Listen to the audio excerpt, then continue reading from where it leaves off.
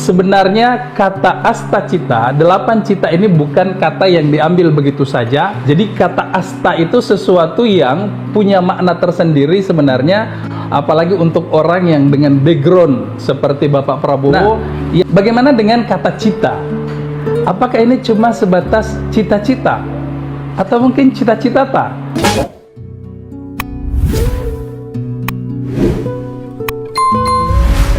Di sini kami mengangkat tema makan bergizi gratis dalam perspektif Astagatra. Teman-teman sekalian mungkin berpikir, ini judulnya jangan-jangan salah nih. Karena orang tahunya kalau makan bergizi gratis, apalagi dikaitkan dengan konsep Bapak Prabowo, bahkan sejak kampanye beliau, itu kan bagian dari Astacita. Loh, ini kok malah Astagatra? Ini nggak salah ketik nih. Nah, benar kan? Di situ kan tulisannya Astacita. Di Astacita poin keempat ini kelihatan bahwa ini program yang berada di Astacita. Secara kebahasaan Astacita ini berarti 8 cita. Tetapi apa yang ingin kami sampaikan di sini teman-teman sekalian, bahwa sebenarnya kata Astacita, 8 cita ini bukan kata yang diambil begitu saja, dijadikan nama sebuah program, melainkan juga sudah melalui kajian yang matang, khususnya mereka yang memiliki sedikit background terkait tentang ketahanan nasional. Karena kata asta itu sendiri memiliki sejarahnya dan memiliki konsep yang kuat di dalamnya, demikian juga kata cita. Inilah yang ingin kami gunakan untuk melihat program makan bergizi gratis. Next. Konsep Astagatra ini sebenarnya berangkat dari pemahaman, salah satu bentuk pemahaman yang mendalam tentang konsep Pancasila. Dari sekian sila-sila yang ada di Pancasila, teman-teman sekalian, pada prinsipnya jantungnya adalah pada diri manusia itu sendiri. Karena manusia inilah yang nantinya akan menjalankan sila-sila, nilai-nilai yang ada di dalam Pancasila itu. Nah, perspektif yang digunakan adalah bagaimana manusia ini memiliki relasi kepada 3 hal. 1, kepada Tuhan. 2, kepada alam. Dan yang ketiga, kepada sesama manusia. Dari sinilah kemudian lahir pemahaman yang mendalam yang kemudian dikenal sebagai 8 aspek atau 8 gatra. Dari hubungan manusia dengan Tuhan, ini melahirkan agama, tetapi tidak dibahas secara khusus di sini sebab agama dianggap menjiwai keseluruhan. Ia tidak perlu menjadi salah satu aspek tertentu yang dipisahkan karena seluruh aspek ini ada di dalam tradisi keagamaan apapun yang kita anut di Indonesia. Sehingga dalam relasinya manusia kepada Tuhan, dia tidak melahirkan satu aspek tertentu.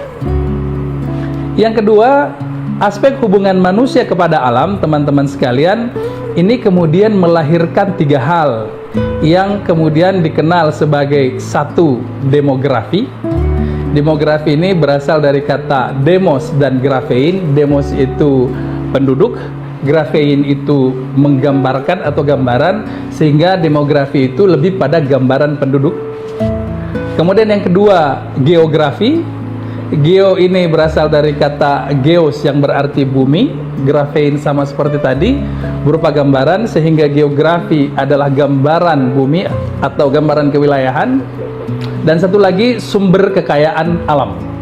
Sumber kekayaan alam ini kadang disingkat juga dengan SKA. Nah, 3 gatra ini kawan-kawan sekalian kemudian dikenal sebagai gatra alamiah atau gatra yang terkait dengan alam yang karenanya dia bersifat statis. Nah, di sisi lain dalam hubungannya manusia kepada sesamanya, ini kemudian melahirkan 5 aspek atau 5 gatra. Antara lain dari sinilah lahir tentang ideologi. Yang kedua, dari sinilah kemudian lahir tentang politik. Dari sinilah kemudian juga muncul tentang ekonomi. Dari sini pula ada sosial budaya. Dan yang kelima, dari sini juga muncul pertahanan keamanan. Kelima hal ini kemudian dikenal sebagai gatra sosial, dan kalau merujuk pada jumlahnya maka dia 5 atau panca melahirkan pancagatra. Nah, gabungan dari Trigatra sebagai hubungan manusia dengan alam dan Pancagatra sebagai hubungan manusia dengan sesamanya, teman-teman sekalian, inilah yang kemudian menjadi 8 melahirkan konsep Astagatra. Jadi kata asta itu sesuatu yang punya makna tersendiri sebenarnya, apalagi untuk orang yang dengan background seperti Bapak Prabowo yang tentu sangat akrab dengan konsep-konsep ketahanan nasional. Sehingga kata ini bukan kata yang diambil begitu saja, tetapi punya kajian yang mendalam dalam hal ini terkait dengan konsep Astagatra. Nah, bagaimana dengan kata cita? Apakah ini cuma sebatas cita-cita? Atau mungkin cita-cita tak? Cita-cita ini sendiri juga punya kajian yang khususnya dalam konteks wawasan Nusantara. Ini juga masih bagian dari kajian ketahanan nasional. Selama ini kita kadang membahas tentang tujuan nasional, cita-cita nasional, mengkritik jangan hanya bicara kepentingan pribadi, tetapi juga kepentingan nasional. Tetapi sebenarnya ini bukan kata yang lepas begitu saja, konsep kosong yang diisi oleh masing-masing orang, tidak. Masing-masing kata ini, cita-cita nasional, tujuan nasional, kepentingan nasional itu sudah punya formulasi konsep yang dirumuskan oleh para ideolog, oleh para pemikir yang kemudian menjadi studi dalam ketahanan nasional. Pertama, cita-cita nasional ini adalah konsep yang diambil dari Preambul Undang-Undang Dasar Negara Republik Indonesia. Karena preambul undang-undang ini adalah salah satu kesepakatan yang merupakan warisan kepada kita yang disepakati tidak akan diubah. Kalaupun misalnya ada amandemen undang-undang, perubahannya terjadi pada undang-undangnya. Itu yang terjadi dalam amandemen sebelumnya 4 kali. Ada juga yang mengatakan 1 kali dalam 4 tahap karena terus bersambung. Dan perubahan itu terjadi pada undang-undangnya tetapi tidak pada preambulnya. Karena itu diyakini juga sebagai warisan para founding father. Nah, cita-cita nasional Bapak Ibu sekalian, teman-temanku sekalian, di situ menggambarkan 4 hal. Inilah yang kemudian kita kenal sebagai merdeka, bersatu, berdaulat, adil dan makmur. Memang merdeka, kita sudah merdeka. Bersatu, alhamdulillah kita sudah bersatu. Berdaulat, kita menjadi sebuah negara berdaulat. Memang problem kita adalah mungkin pada persoalan kemakmuran, dan inilah yang sedang digalakkan oleh pemerintah kita dengan salah satunya konsep makan bergizi gratis. Bicara tentang tujuan nasional. Jadi tujuan nasional ini sedikit lebih spesifik daripada cita-cita. Tujuan nasional ini juga masih menjadi bagian dari preambul undang-undang yang disaripatikan menjadi 4 poin, teman-teman sekalian. Pertama, melindungi segenap bangsa Indonesia dan seluruh tumpah darah Indonesia. Kedua, memajukan kesejahteraan umum. Ketiga, mencerdaskan kehidupan bangsa.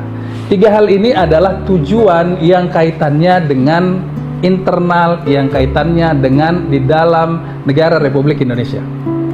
Sementara tujuan keempat terkait eksternal, terkait hubungan dengan luar negeri. Apa itu? Ikut melaksanakan ketertiban dunia yang berdasar kemerdekaan, perdamaian abadi, dan keadilan sosial.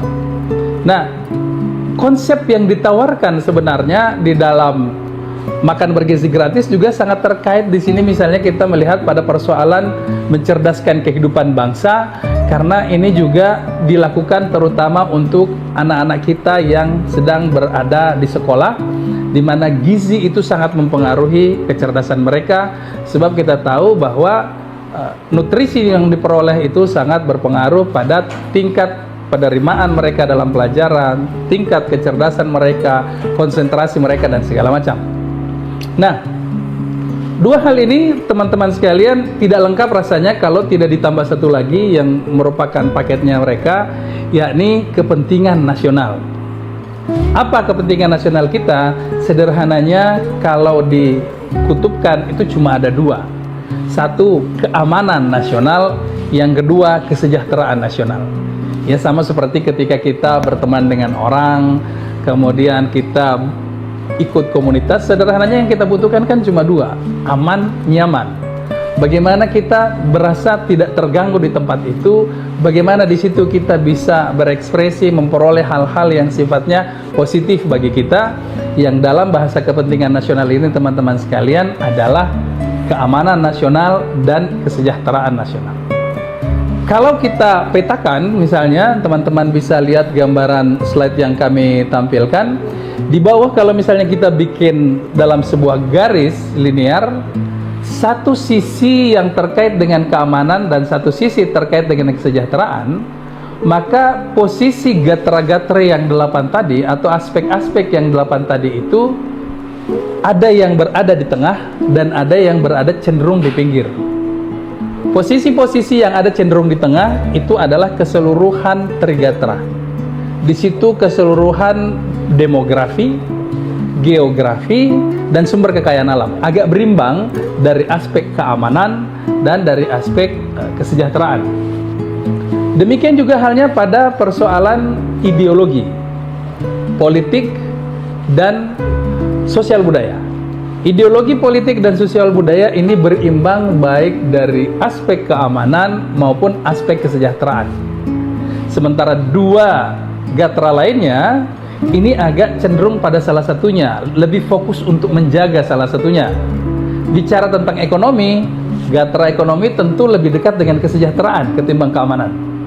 Sebaliknya, bicara pertahanan keamanan, tentu dia lebih dekat dengan keamanan ketimbang kesejahteraan. Tetapi perlu dipahami oleh teman-teman sekalian bahwa keseluruhan 8 ini bukan sesuatu yang dipilih, melainkan aspek-aspek yang semuanya harus ada dan saling melengkapi, saling mendukung, karena ia merupakan sudut-sudut pandang, aspek-aspek yang digunakan untuk memahami kondisi kita saat ini. Nah, bagaimana menggunakan ini dalam melihat makanan bergizi gratis? Inilah yang sedang kami tawarkan untuk menjadi salah satu bahan diskusi kita pada hari ini.